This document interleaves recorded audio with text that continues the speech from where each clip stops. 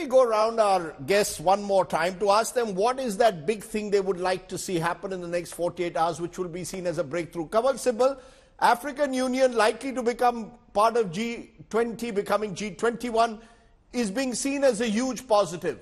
Is that something that you believe can be seen, measured as a success of Prime Minister Modi's attempt to make India a leader of the global south? Will that be a measure of success, or does it require that final communique where all the countries come and resolve those ticklish issues like climate change and Ukraine, or is that expecting too much? I think the success of G20 hinges very critically on a joint statement, on a leadership declaration. If they fail to issue one, it will actually mean the slow death of the G20.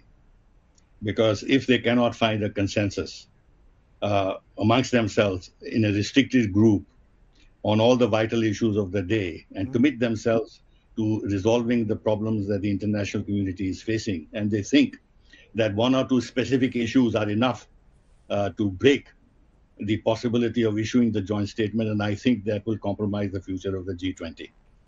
Okay. As you know already... Those are strong words. Those are strong words coming from you. You believe that the G20's future itself will be at stake, is it? Absolutely. And the fact that the African Union will join is definitely a plus. And will give more voice to the global south, no doubt, and to Africa in particular. That is clear.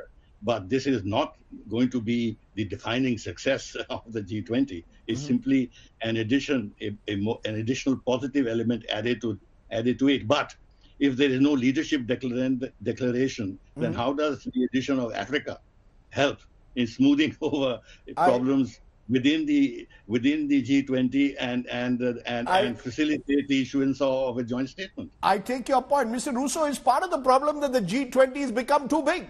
You see, you will add the African Union, there'll be celebration that the global south has a greater voice, but the truth of the matter is many believe that smaller groups, Mr. Tangen just now mentioned BRICS Plus and the efforts there to evolve a consensus that seem to be more effective than a group like the G20 in a multipolar world with no real clear leadership. Who's going to actually bring all these countries together? Well, it certainly gets harder to get consensus when you have a larger number of members, but it becomes easier when we all agree on a certain set of crises they need to respond to. Not to deny anything that others have said and the wages they all play, but G20, when you've got contagion reaching across borders, the potential for banks to fail, those kind of things don't appear to be on the table, even if we've had a number of bank failures here in the United States of late. So it gets harder to act for sure, but it's easier to act if you can all agree on a set of crises. And right now, I don't think there's something big enough to force the leaders to come to concrete action. You know, Mr. Tangen, is China using forums like BRICS to weaken G20? Is China more comfortable in forums like G20 where they have a more controlling influence? Your voice, you're on mute, sir. Okay. Yeah, I'm sorry. The issue here is that the G7, G8, when it was not able to handle the financial crisis of 2008 created in the United States. So they created this G20 to do it. Fast forward to today, it seems, and I would agree with my former colleague, that this is a litmus test on whether the G20 is in fact the entity that can deal with the issues.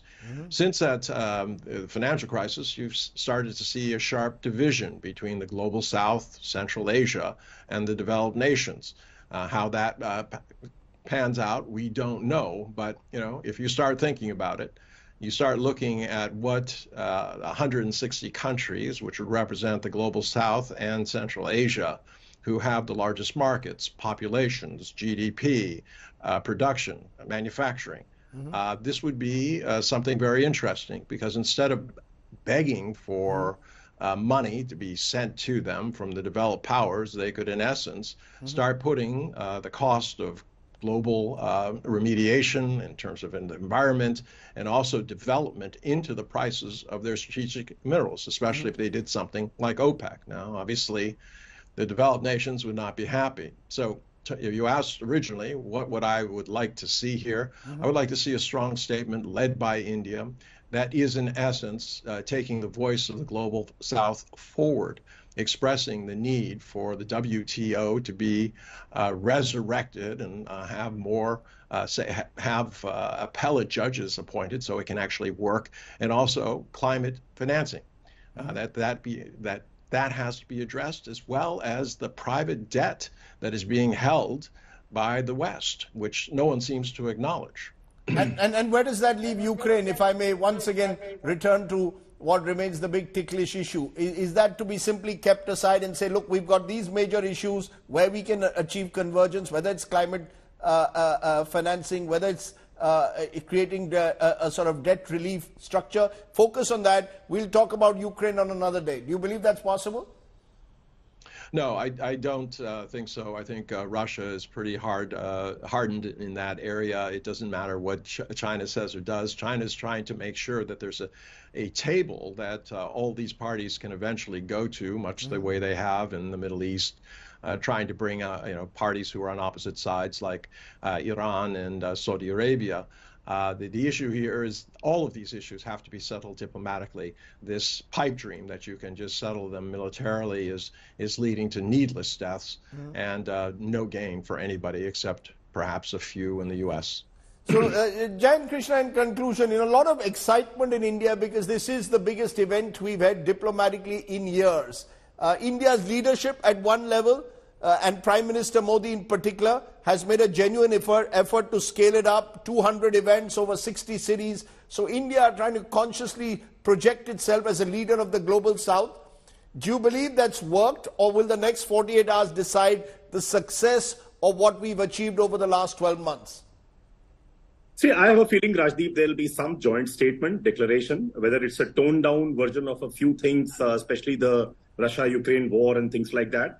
But, as you rightly said, India took its presidency of G20 very, very seriously with 220 meetings spread over 6 days. In the history of G20, from 1999 onwards, never, ever any country has had this nationwide initiative.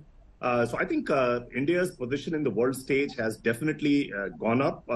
Even critics of the Prime Minister would agree to that.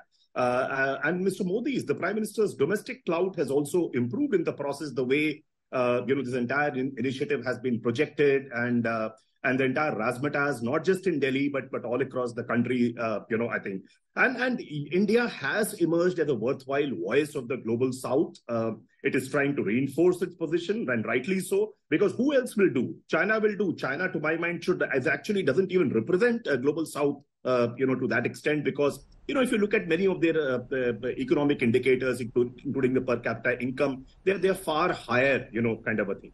So I think it's only reasonable, and I see India getting there slowly but surely as some kind of a worthwhile voice, right. A collective voice for the global, South. And now with the African Union joining in, right, wherein it a pivotal role, I think it will reinforce that position.